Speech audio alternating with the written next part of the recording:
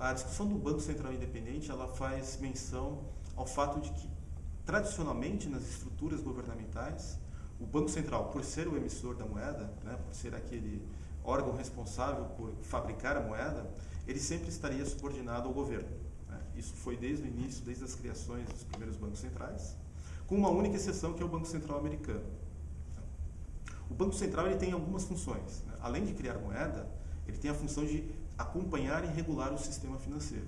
Ou seja, né, acompanhar se os bancos estão com procedimentos corretos, se os bancos estão agindo contra o cliente, e nesse sentido o Banco Central é uma estrutura fundamental em qualquer economia moderna.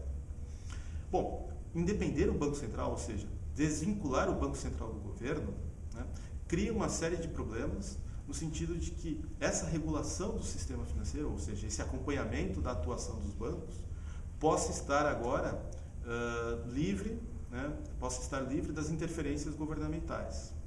Se por um lado o Banco Central pode ser prejudicado, a atuação do Banco Central pode ser prejudicada no sentido de criação de moeda, o governo sempre vai ter interesse na criação de mais moeda, né? Por outro lado, pode ser prejudicial porque vai agir contra o cliente, no sentido de que um Banco Central desvinculado do governo pode agora se tornar objeto, né, da atuação dos próprios banqueiros. Então, a ideia do Banco Central Independente é uma ideia meritória, né, principalmente olhando para o fato de que o governo não vai ter a liberdade que antes teria para criar moeda.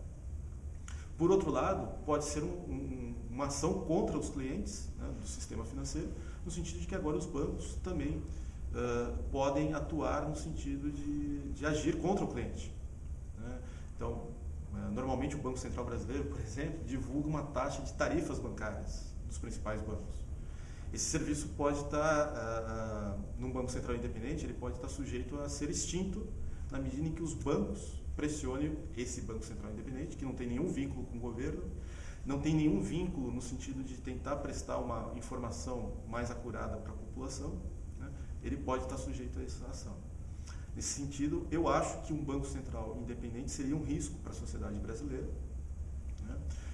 O que eu vejo como modelo é um Banco Central vinculado ao governo, mas na qual o banqueiro central, o presidente do Banco Central, tem um mandato fixo. Ou seja, se ele agir contra o governo, ainda assim ele não poderia ser demitido. Esse me parece o ideal, né, de Banco Central. Para complementar, né, o Banco Central americano, que é a experiência mais comentada em termos de Banco Central independente, ele é um banco privado a rigor. Ele não pertence à sociedade. Os fundos que constituem o Banco Central americano são fundos de todos os bancos americanos, de um consórcio de bancos americanos. Ainda assim, o Banco Central Independente dos Estados Unidos, de 6 em 6 meses, né, o banqueiro, o economista que preside o Banco Central, deve ir ao Congresso e responder a perguntas dos congressistas, produzir um documento que explique o estado da economia para todos os consumidores.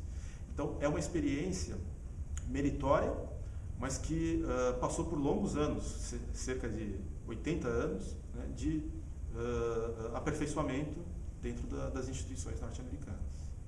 No momento brasileiro, considero temerário a adoção de um Banco Central Independente.